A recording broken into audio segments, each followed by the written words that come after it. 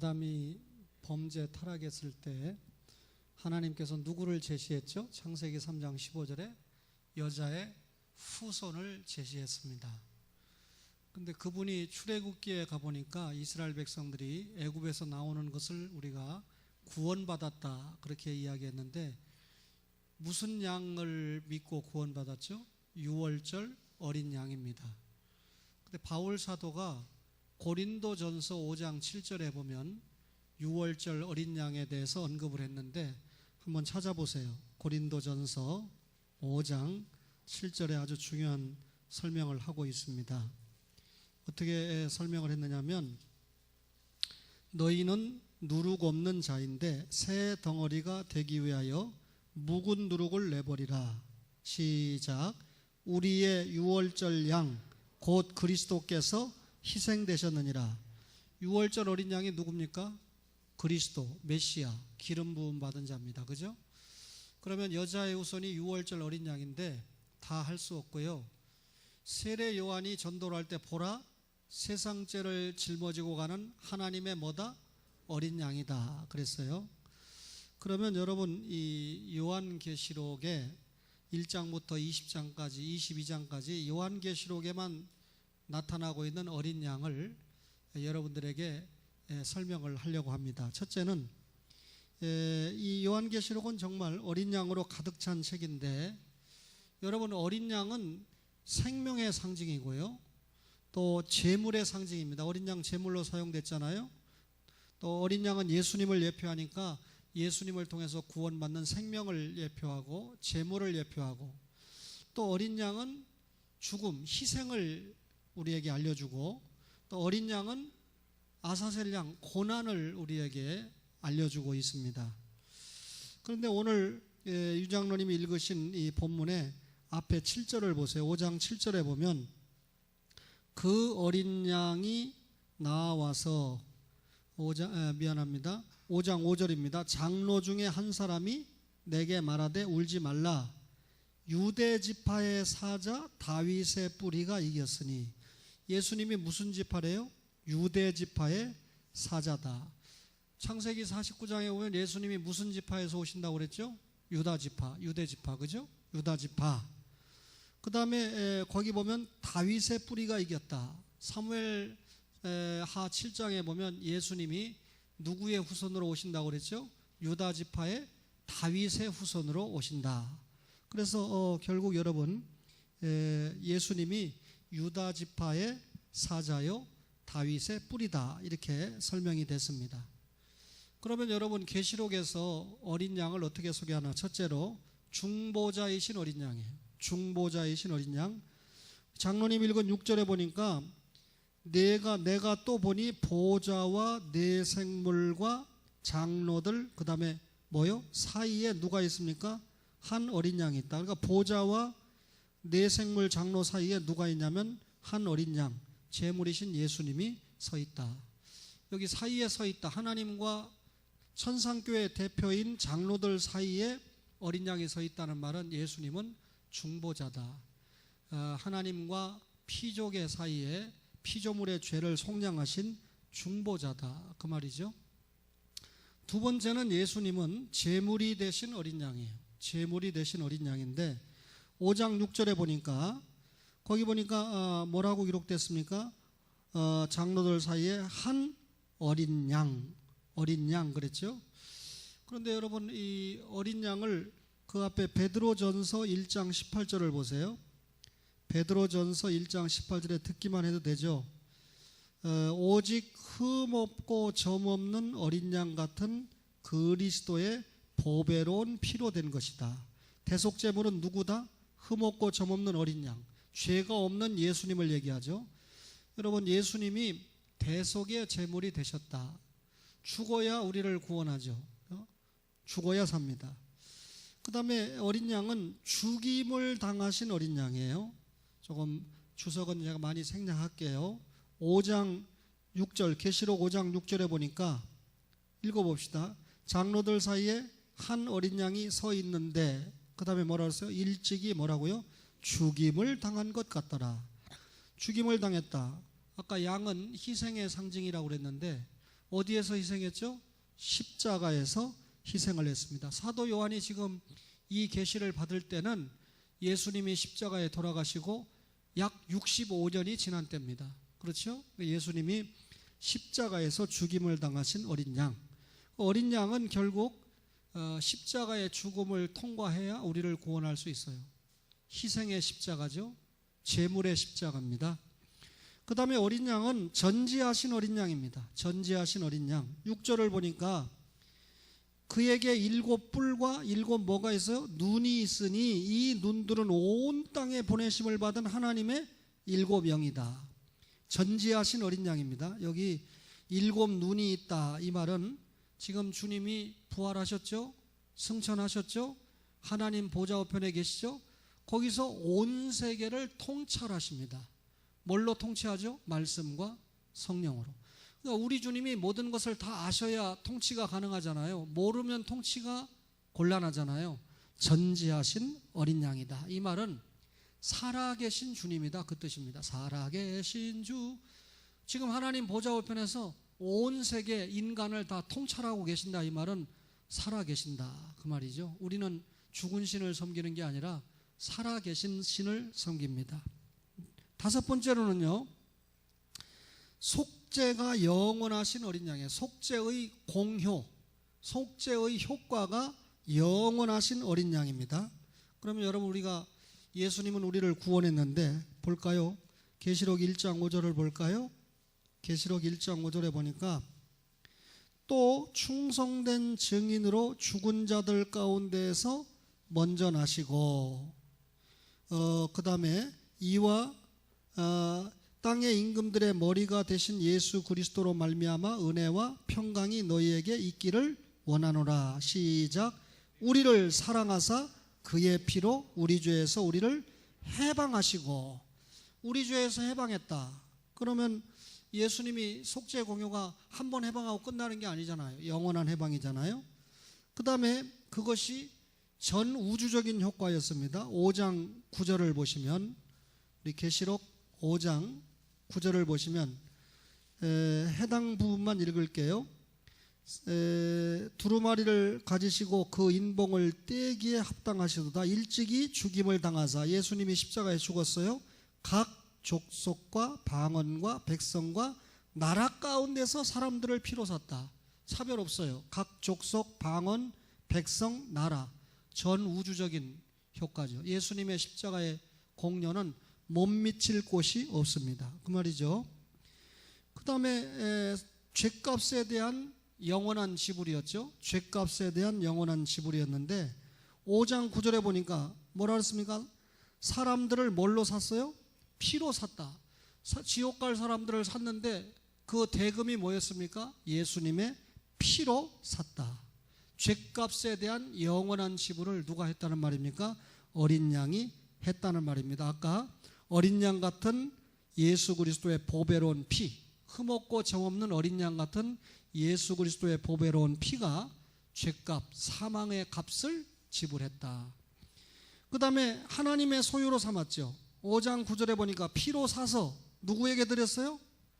우리를 피로 사서 누구에게 드렸어요? 하나님께. 하나님과 인간 사이의 비극이 죄 때문에 일어난 거 아닙니까? 죄 문제를 누가 해결했어요? 예수님이 죄값, 피값, 사망의 값을 지불하고 우리를 누구에게? 하나님께 드리니까 하나님과 관계가 회복되잖아요. 결국 우리가 하나님의 소유가 될 수 있는 비결은 무슨 피로? 어린 양의 피로만 가능했다. 결국 어린 양의 피로 죄와 파멸에서 분리가 됐죠. 5장 9절을 보니까 사람들을 피로 사서 하나님께 드렸다라고 하는 말은 결국 하나님께서 예수 그리스도를 제물로 해서 죄와 사망에서 분리를 시켰다. 여러분 다시 말하면 갈라세웠다. 영원한 지옥 형벌에서 빼냈다. 그래서 어디로? 하나님 앞으로. 우리가 하나님 앞으로 나아가게 됐다. 10절 보세요. 10절에 보니까 그들로 우리 하나님 앞에서 나라와 제사장들을 삼았다. 그들이 누굽니까? 예수님의 핏값으로 산 사람이 하나님 앞에서 제사장들이 됐다. 그러니까 결국 하나님의 보배로운 소유로 삼았고 하나님 앞에 나아가게 했고, 그리고 그들에게 위대한 영예가 주어졌습니다. 10절을 볼까요? 하나님 앞에서 뭐가 됐어요? 하나님 나라가 되고 하나님의 제사장이 하나님 나라의 제사장이 됐다. 하나님 나라가 됐다는 말은 여러분과 저가 대한민국 국민이기 전에 뭐가 됐다? 하나님 백성, 하나님 나라의 백성이 됐다, 그 말입니다. 세상을 다스리게 하는 제사장, 거룩한 제사장, 세상을 예배로 인도하고 하나님과 관계를 회복시키는 일에 사용받는 제사장으로 사용받았다, 그 말이죠. 예. 제 아들이 요즘 별로 기분 좋을 일이 없는데 어느 포럼에 갔더니 어느 장로님이 나타났는데 자기 신변 주변 정리가 다 된 것 같아요. 마음이 많이 녹은 것 같아요. 근데 여러 사람들을 만날 때는 다 형식적으로 인사를 하더라고요. 뭐 인사 맨날 하는 사람 아닙니까? 근데 저를 딱 보더니 엄청나게 반갑게 두 손을 잡고 흔들면서 인사를 하고 제 옆에 앉고 그러는 거예요. 그러니까 제 아들 녀석이 집에 와가지고 아빠, 그분이 아빠하고 인사하는 게 확실히 다른 것 같아요. 다른 뭐하냐? 월급을 많이 줘야지. 웃으면서 그렇게 하고 말았는데 어쨌든지 간에 아주 반갑게 인사를 하더라고요. 근데 여러분, 그게 영예잖아요. 그분이 저를 가까이 하다 보니까 많은 사람들이 저한테 굉장히 와서 존중을 해요. 그러니까 제가 어떻게 해야 됩니까? 저도 그렇고 거기서 예배 인도하는 장로님도 그렇고 뭔가 조금 다른 모습을 보여야 되잖아요. 행동도 조심해야 되고 언어도 조심해야 되고, 그렇죠? 그러다 보니까 참 오히려 어려운 점이 있지만 그래도 어쨌든 안 나가는 것보다는 나가니까 사람들을 접촉하면서 주의 영광을 드러내는 데는 훨씬 더 낫더라 하는 게 결론적인 얘기입니다. 우리는 거룩한 제사장입니다. 여러분과 저가 거룩한 제사장인 줄 믿습니다. 그렇죠? 오늘 낮에 학생이 왔는데 제가 멀리서 보니까 뭐 여러분들도 다 그렇게 봤을 거 난 머슴한 줄 알았어요. 근데 아니라는 거예요. 그래서 이 오후에 없죠 지금. 예. 그래서 제 아들이 와가지고 금방 이렇게 남자애 아니고 여자예요. 제가 깜짝 놀래가지고 참 멋있게 생겼다 그러면서 다시 인사를 했는데, 여러분들도 혹시라도 저와 같이 착각이 있어도 거기서 야, 너 남자냐 여자냐 이렇게 물어보면 안 되죠. 그죠? 굉장히 아이가 당황할 거 아닙니까? 야, 요즘 아이들 보면 헤어스타일이 지멋대로기 때문에 굉장히 조심해야 되겠더라고요. 실제로 보면요, 외대에서 출석을 보면 이건 틀림없이 여자 이름이에요. 근데 보면 남자고, 이건 틀림없이 남자 이름인데 보니까 여자인 아이들이 실제로 두세 명씩은 있더라고요. 그래서 아이들 이름 짓는 것도 굉장히 신경을 써야 되겠더라고요. 예? 여러분, 어린 양에 대해서 얘기하는데 계시 사건의 주가 되는 어린 양이에요. 계시 사건의 주가 되는 어린 양인데 5장 7절을 보세요. 누가 나왔어요? 계시록 5장 7절 누가 나왔어요? 그 어린 양이 나와서 보좌에 앉으신 이의 오른손에서 두루마리 책을 취하셨다. 누가 취했어요? 어린 양이. 계시 사건이 거기에 하나님의 오른손에 들린 책이 내용이 안팎으로 빡빡하게 써있는데 뭔지 몰라가지고 울었거든요, 사도 요한이. 근데 그걸 누가 와서 계시 사건을 풀었어요? 예수님이, 어린 양이. 계시 사건의 집행자가 누구라는 뜻입니까? 예수님입니다. 계시록의 내용이든 모든 사건을 집행하시는 분이 어린 양이다, 그 말입니다. 7번째로요, 어린 양은 경배를 받으시는 어린 양입니다. 경배를 받으시는 어린 양인데 우리 교인들은 굉장히 수준이 높을 수밖에 없어요. 제가 이번에 요한계시록을 한 번 더 강의를 하게 됐는데, 옛날에는 학생들이 너무 좀 수준이 약하니까 요한계시록 1장부터 22장까지 내용이 무엇인가를 각절을 해석해 주면서 풀어나갔어요. 이번에는 조금 목사님들도 많이 오신다고 하니까 수준을 높여서 시간도 모자라고, 그러니까 각 해석을 하는 것보다는 이렇게 좀 신학적인 조명을 해주는 게 필요하겠다. 그래서 제가 계시록에 나타난 어린 양을 다 찾아놓고 보니까 우리 선교부원들이 이렇게 특성을 예쁘게 하는데 이분들에게 먼저 맛을 보여주고 신학생들에게 콩고물을 주든지 팥고물을 주든지 한 치 건너 두 치인데, 이것도 누가 신학생이 보면 또 굉장히 오해할. 우리 가족들이 우선이잖아요, 그죠? 이거 내려놓고 우리 교인들이 나를 밥 먹여주죠. 콩국수도 나올 때가 됐죠 이제. 예. 계시 사건의 집행주가 되신 어린 양이다, 그 말입니다. 근데 왜 제가 어디 갈 때마다 콩국수 끓여 먹어요? 제가 안 갈 때, 결혼 주례 같은 거 안 갈 때, 이럴 때 좀 끓여 먹지. 경배를 받으시는 어린 양입니다. 5장 8절 보세요. 그 두루마리를 취하심에 네 생물과 24 장로들이 그 어린 양 앞에 엎드려 각각 검은고와 향이 가득한 금대접을 가졌으니 이 향은 성도의 기도들이라. 거기 보면 그 어린 양 앞에 장로들이 어떻게 했어요? 24 장로들이 엎드렸다 그랬죠? 14절 보세요. 14절 보니까 네 생물이 이르되, 네 생물은 천상교회 대표예요. 아멘하고 장로들은 엎드려 어떻게 했다? 경배하더라. 그러면 경배를 받으시는 어린 양이죠. 왜 예수님이 우리에게 경배받기에 합당하죠? 우리를 구속했으니까. 생명을 내놓고 우리를 구원하신 분이니까 우리의 경배와 찬양을 받으시기에 합당한 분이죠. 여러분, 찬양을 젊은이들이 인도할 때 특별히 예수의 구속 보혈에 관한 찬양이 나올 때는 괜히 가슴이 뜨거워지고 감사가 넘치는 것을 우리가 느낄 수가 있잖아요. 그죠? 8번째는 진노하시는 어린 양이에요. 진노. 자, 계시록 6장 16절을 봅시다. 6장 16절에 산들과 바위에게 말하되 우리 위에 떨어져 보좌에 앉으신 이의 얼굴에서와, 그 다음 시작, 그 어린 양의 진노에서 우리를 가리라. 그들의 진노의 큰 날이 이르렀으니 누가 능히 서리요. 예수님 십자가에 죽으시고 부활하시니까 하나님께서 심판 권세를 주셨죠. 그죠? 그래서 심판주 그리스도, 그 앞에 구속주 그리스도, 승리주 그리스도가 결국 구속과 승리를 합하니까 나중에 심판주, 지옥 갈 사람은 지옥 보내고 천국 갈 사람은 천국 보내고, 우리는 천국 가는 정도가 아니라 상급으로 분별을 하시는 심판주. 그죠? 진노하는 어린 양이다, 그렇게 소개를 하고 있습니다. 이 어린 양의 진노 앞에 결국 요한계시록에 나타난 5대 진수가, 5대 짐승이 결정적으로 패배하죠. 5대 짐승이 누구죠? 다 잃어버렸죠. 잊어버렸죠. 12장 3절 보세요. 첫째 원수 무슨 용? 첫째 원수 무슨 용? 다 봐보세요. 첫째 짐승 무슨 용? 큰 붉은 용, 적그리스도의 수장 아닙니까? 두 번째 원수 13장 1절에 어디에서 올라온 짐승? 바다에서 올라온 짐승. 이건 세계적인 패권 국가라고 그랬죠. 세 번째 짐승 13장 11절 어디에서 올라온 짐승? 땅에서 올라온 짐승. 이 거짓 선지자, 하나님의 복음 가지고 사기치는 것들, 이거 다 거짓 선지자입니다.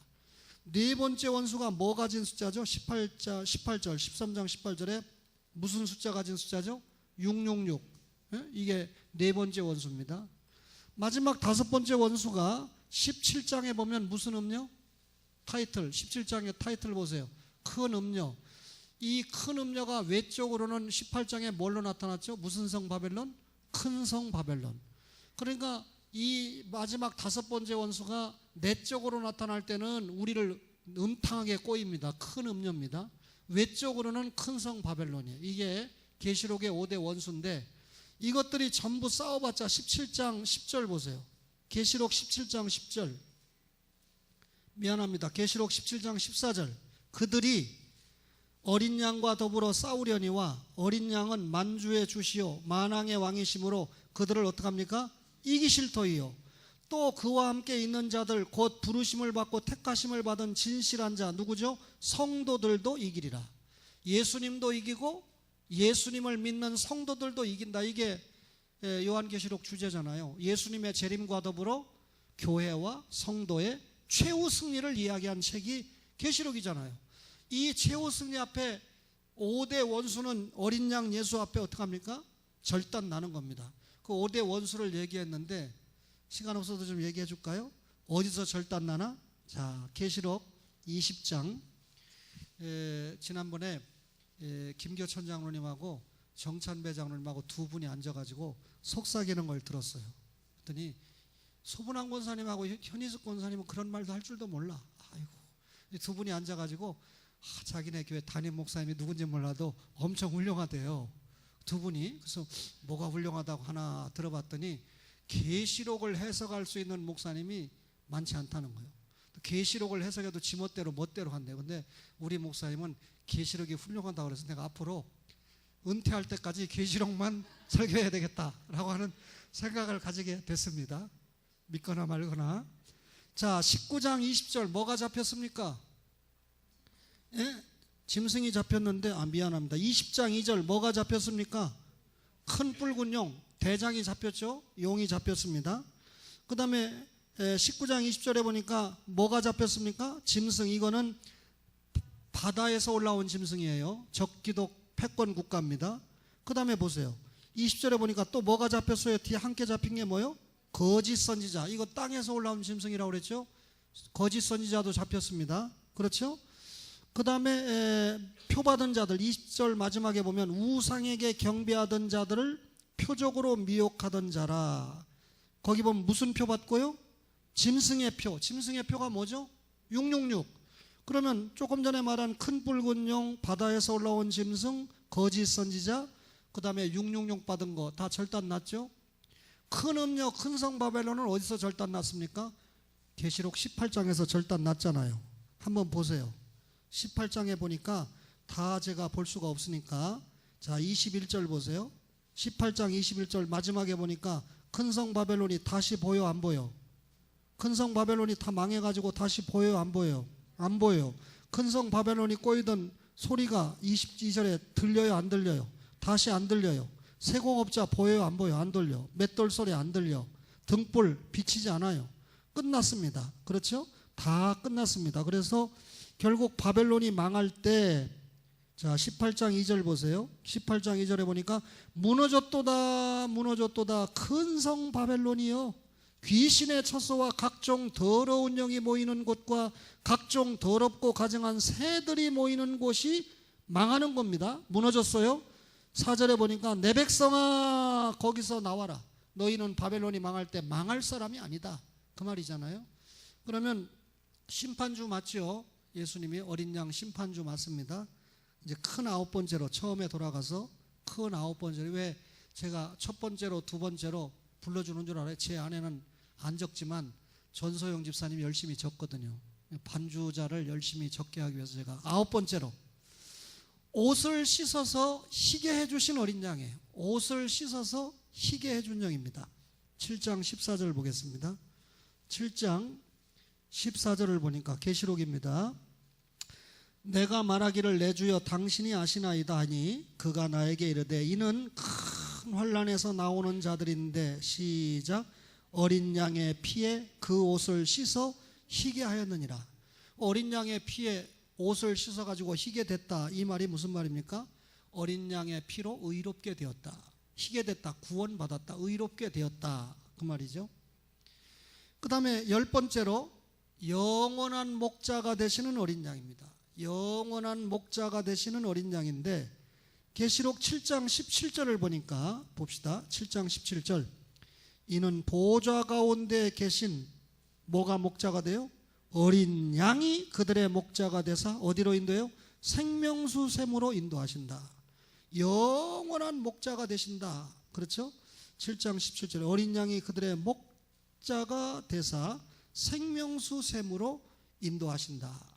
그리고 저희 눈에서 눈물을 씻어주신다. 영원한 목자예요. 세상의 목자는 영원한 목자가 될 수가 없습니다. 저는 분명히 여러분들의 목자입니다. 여러분들이 잘 선택했으면 다행이고 못 선택했으면 여러분도 불행한 일인데, 그렇지만 저는 영원한 목자가 아닙니다. 그래서 저는 예수님의 명을 받고 여러분들에게 영원한 목자에게 여러분들을 인도해주는 소개자, 전령사, 사자, 심부름꾼, 종에 불과하죠. 그렇죠? 그래서 여러분들은 영원한 목자가 되신 어린 양을 계시록에서 봤어요. 11번째로 승리의 근원이 되시는 어린 양이에요. 승리의 근원이 되시는 어린 양입니다. 한번 볼까요? 계시록 12장 11절, 추성훈 청년에게 한번 읽어보라 그럴까? 12장 11절 거기 보면 또 우리 형제들이 뭐라고요? 어린 양의 피와 자기들이 증언하는 말씀으로써 그를 이겼으니. 뭘로 이겨요? 어린 양의 피 그리고 증거하는 말씀으로 이겼다. 그러면 우리 승리의 근원이 누굽니까? 어린 양이에요. 어린 양 예수가 승리했기 때문에 거기에 붙어 있으면 우리도 승리하게 돼 있죠. 그죠? 순교 해본들 천당 100개 더 가겠어요? 지옥은 절대 안 가잖아요. 승리의 근원이 되신 어린 양이다. 12번째로 생명을 가지고 있는 어린 양이에요. 생명을 소유하고 있는 어린 양. 13장 8절 가보겠습니다. 13장 8절에 보니까 죽임을 당한 어린 양의 생명책에 창세 이후로 이름이 기록되지 못하고 이 땅에 사는 자들은 다 그 짐승에게 경배하더라 그랬습니다. 여러분, 짐승에 경배하는 자는 생명책에 기록되어 있어요? 기록이 안 돼 있어요? 기록이 안 돼 있어요. 우리는 생명책에 기록되어 있기 때문에 짐승에게 경배 안 하고 누구에게 경배하죠? 어린 양에게 경배하고 있는 날이 오늘 주일 아닙니까? 따라서 어린 양 예수에게 경배하는 이유가 뭡니까? 그분이 영원한 생명을 가졌고 그분이 영원한 생명을 우리에게 주셨기 때문이죠.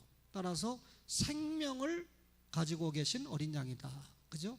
그분을 만나지 못하면 이 땅에서 잠시 숨쉬고 살지만 영원한 생명을 우리가 가지고 영생을 누릴 수가 없습니다. 그죠? 영벌을 누리는 거죠. 불신자는. 그래서 생명을 갖고 계시는 어린 양이다. 13번째로요. 시온산에 서 있는 어린 양입니다. 14장 1절에 보니까 또 내가 보니 보라 누가 시온산에 섰고 어린 양이 시온산에 섰다. 시온산은 천국을 얘기하잖아요. 여러분, 시온산에 서 있다 이 말은 두 가지 의미가 있죠. 살아계신 주, 통치하시는 주. 시온산 천국에서 지금도 살아계셔서 말씀과 성령으로 우리를 통치하잖아요. 14번째로 완전하신 인도자 어린 양입니다. 완전하신 인도자 어린 양인데 14장 4절 볼까요?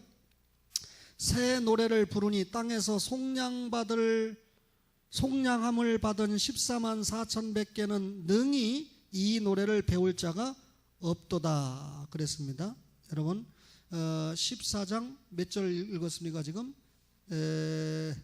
완전하신 인도자를 이야기하는데 미안합니다. 거기 보면 3절 3절 지금 3절 읽었어요? 4절 이 사람들은 여자와 더불어 더럽히지 아니하고 순결한 자라 어린 양이 어디로 인도하든지 따라간다. 어린 양이 어디로 인도하든지 따라간다. 왜 그럴까요? 어린 양은 완전하신 인도자잖아요. 그죠? 세상 목자는 완전하지 못해요. 근데 어린 양은 완전하신 목자이기 때문에 우리가 따라간다. 15번째는 찬송의 주제가 되는 어린 양입니다. 찬송의 주제가 되는 어린 양인데 15장 3절 볼까요? 15장 3절 하나님의 종 모세의 노래 무슨 노래를 불러? 어린 양의 노래를 불러. 모세가 어린 양 예수를 통해서 구원받았기 때문에 어린 양의 노래를 불렀다 그 말이죠. 근데 성원 씨 사진 잘 찍어줘야 돼. 제가 고개 숙이고 있을 때 찍지 말고 보니까 헌신 예배 끝나고 사진 올리면 설교하는 목사만 없어. 사회 보는 장로님 찬양하는 분들 다 올라가는데 설교는 누가 했는지 왜 안 찍었다 이거예요. 제가 그만큼 인기가 없는 거죠. 뒤에서 저기 태명씨 뒤 얼굴 태명씨 머리까지 나오도록 찍어요. 그래야 예배 시간에 참석한 사람이 다 나오지. 지금 한 2,000명은 앉아 있는데 잘못 찍으면 20명밖에 더 보여요. 그죠? 감사합니다. 사진 찍은 분은 빨리 아기를 한 7 정도 낳아서 우리 교회를 부흥시키기 바랍니다. 생활비가 부족하면 그 집에 할아버지가 좀 대줄 거예요. 완전하신 인도자 어린 양입니다. 예수님 제1주의로 살게 되는 성도들이죠. 생략하고요. 찬양의 주제 얘기했죠. 그죠? 여러분 예수님이 우리를 구원했기 때문에 찬양의 주제 중심이 그분밖에 없습니다. 16번째로 승리의 어린 양이죠.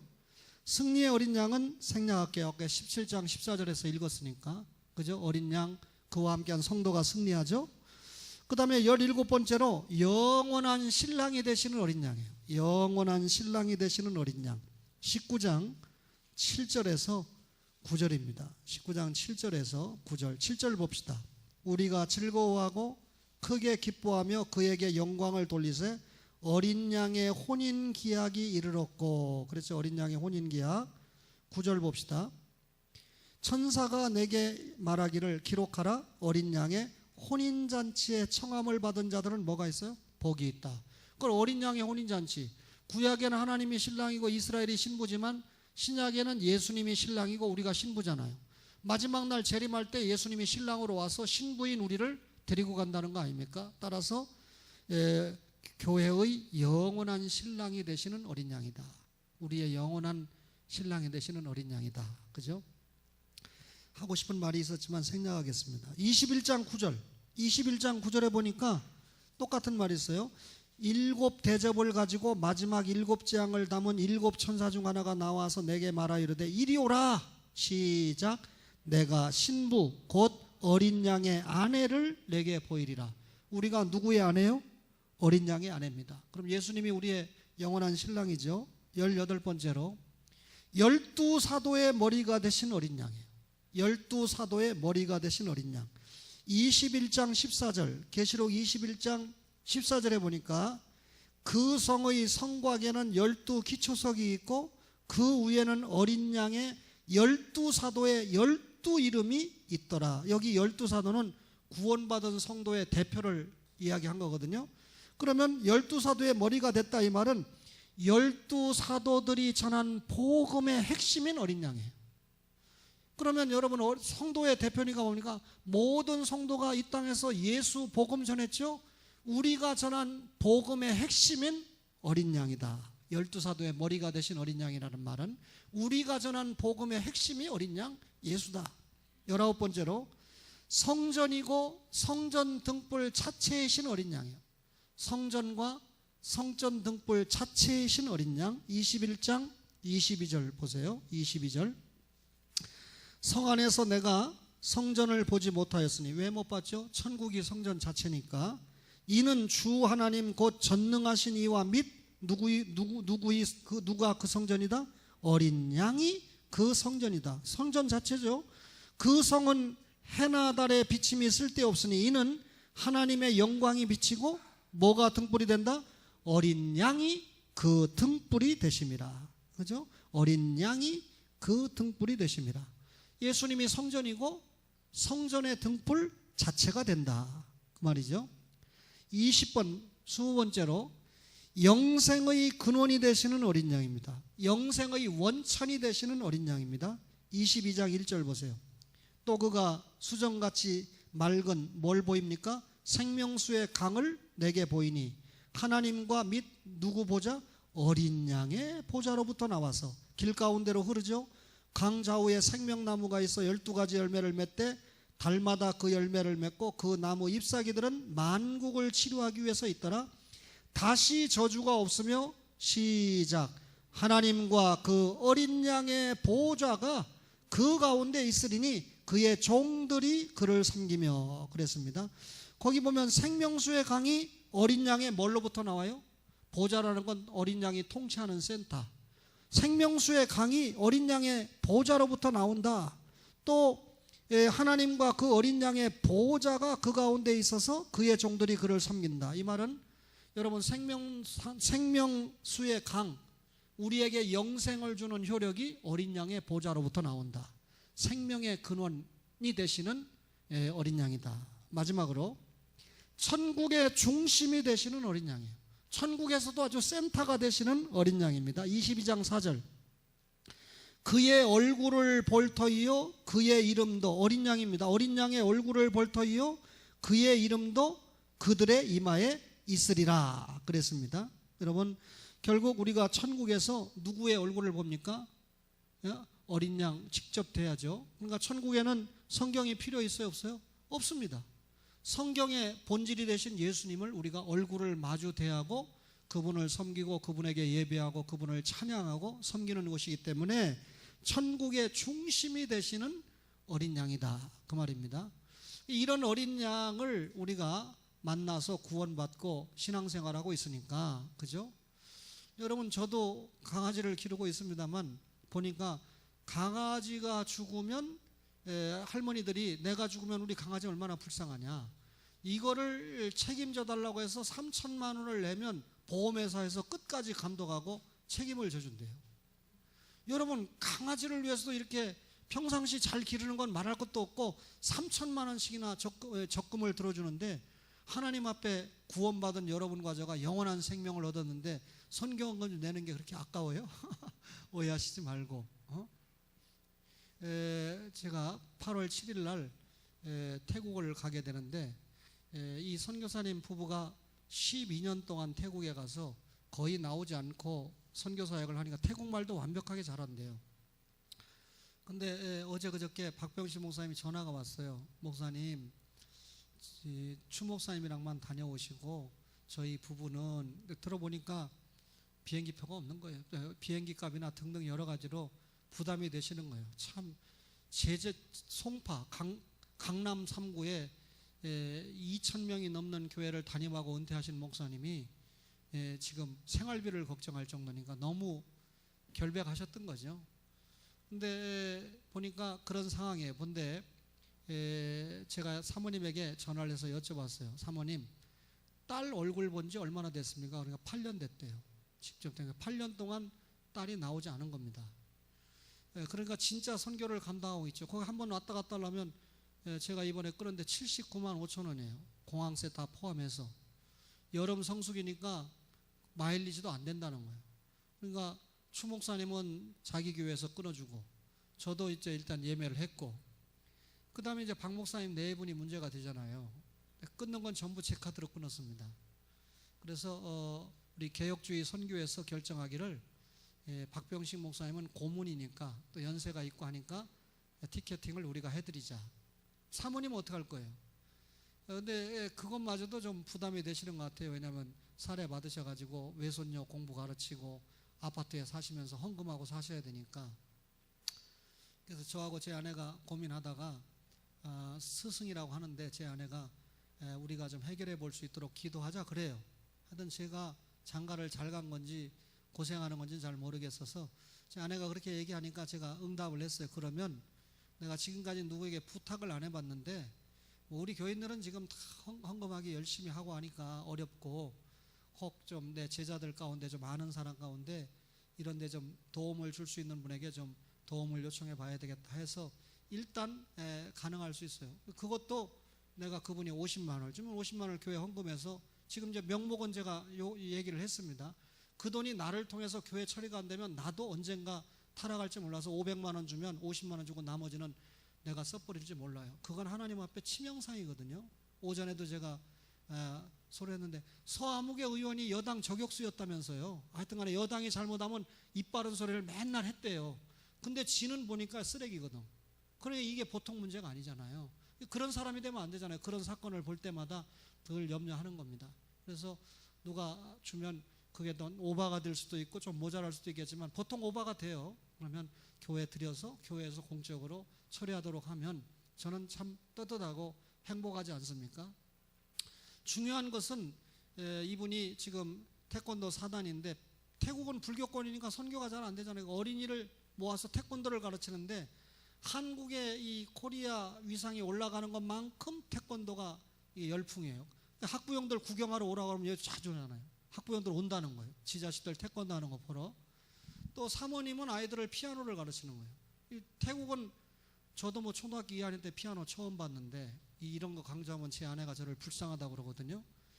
국민학교 2학년 때 전도관에 처음 가가지고 나 이렇게 아름다운 소리가 있나 싶어서, 근데 그 피아노 소리 처음 들었어요. 충남 논산군 연사면에 피아노가 있을 턱이 있어요. 교회 가보니까 풍금은 있었어요. 풍금. 피아노는 없었어요. 태국도 마찬가지거든요 지금. 그러니까 피아노를 가르쳐서 또 아이들을 교회에 오게 하고, 그래서 이 피아노하고 태권도하고 예배를 드릴 수 있는 공간을 3칸으로 얻었는데, 무슨 뭐 태국 돈을 얘기하는데 우리 돈으로 환산하면 월 25만 원을 내면 3개 공간을 사용한대요. 그래서 현장을 가서 보고 어떻게 선교하는지 추 목사님하고 개혁주의 선교를 대표해서 확인하고, 그리고 이제 인정이 되면 교회를 세워주려고 합니다. 그런데 교회도 우리 교회가 세웠으면 좋겠는데 또 연보 때 좀 돌리자 그러면 여러분 겁나죠. 예를 들어 거기 1,000만 원이면 예배당이 세워진다 그러면 제가 여러분들에게 자신 있게 선언하는데 900만 원은 제가 바깥에서 구해 오겠습니다. 그럼 우리는 100만 원만 헌금해주면 숟가락 딱 얹어서 우리 교회가 감독하고 선교할 수 있고, 우리가 통제를 해야 돼요. 선교사들을 통제를 못할 것 같으면 나중에 다 배신당합니다. 다 차버립니다.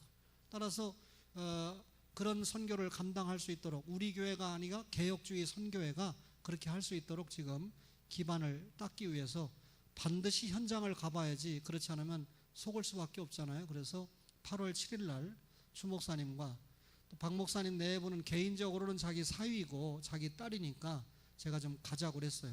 같이 가서 좀 현장을 보고 그리고 뭐 현재 12년 동안 그렇게 돌아오지 않고 현지인들을 대상으로 한국 사람 선교하는 게 아니에요. 현지인들을 대상으로 선교하니까 뭔가 우리 교회가 이제 좀 선교의 패러다임을 바꾸고 뭔가 좀 지원해 줄 수 있겠다. 그 가나다로 가는 정우천 목사님이 그날 최재희 전사님과 같이 밥 먹는데 자기 소원은 자기 노인들 교인들을 통해서 선교를 가르쳐서 현지 교회 3개 세우고 은퇴하는 게 소원이다. 현지 교회는 돈 조금만 들어도 되거든요. 예를 들어서 우리가 필리핀에 100만 원 보냈다 그러면 현지 교회 5개, 6개, 7개 세워서 도와줄 수 있는 돈이거든요. 그분은 그게 개인적으로 소원이래요. 정우천 목사님의 소원대로라면 저는 30개는 세우고 은퇴해야 되죠. 힘으로 봐도 우리는 여기 안장순 할머니 노인 아니잖아요. 11조도 하잖아요. 그죠? 여기 계신 할머니들이. 그죠? 그러니까 우리 교회는 좀 선교를 좀 효과적으로 할 수 있어야 되겠다 해서 8월 7일 날 다녀오니까 오늘 선교회 헌신예배 동참하는 여러분 초원의 선교를 위해서 지속적으로 기도하면서 또 우리가 하나님께서 주신 시간 선용에 있어서 공간과 몸의 사용에 있어서 결정적으로 헌신하고 가는 오늘 찬양하는 청년들 시간 구해왔지 마세요. 옛날에는 5시 혹은 5시 반 돼야 끝났습니다. 그렇죠? 그러니까 오늘 조금 헌신예배 제가 어린 양을 정리하느라고 설교를 조금 길게 했어도 뒤에 우리 장로님 사회 인도하시고 마지막에 준비한 찬양 다 해서 은혜 받고 돌아가는 시간 됐으면 좋겠어요. 선교의 은혜가 넘치는 초원 되시기를 바랍니다.